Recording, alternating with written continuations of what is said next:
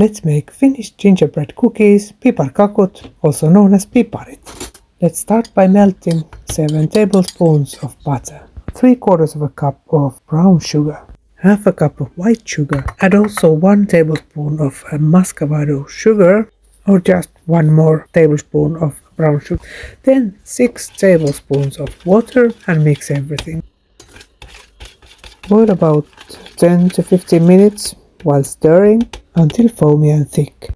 Let's add baking soda 1 teaspoon into all-purpose flour. I have here 1 cup and 2/3 of a cup. Then 1 teaspoon of allspice, half a teaspoon of ginger, cloves, orange peel powder and cinnamon. Then 1.5 teaspoon of cardamom. Then let's mix these and combine with the sugar while it's still warm. And I almost forgot 1 egg. We need to add 1 egg there. And let's continue mixing, adding the flour gradually. By the way, I have to say that this kind of tool for mixing, I have never used this one.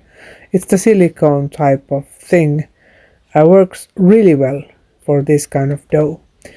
This looks like very nice dough now, moving nicely, and tastes, by the way, really good at this point also.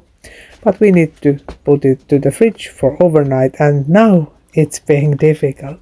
This happens because it's very hard, and when it's cold we need to make it a bit softer. So this is the next day we'll start baking.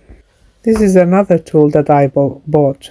Both the silicone thing and this one was really cheap ones, so surprisingly nice. I have seen in many baking videos these. So we just need to roll the dough about 1/8 of an inch thickness. It's really like a couple of 3 millimeters or so. My fridge was very cold, so that's why I have the dough there.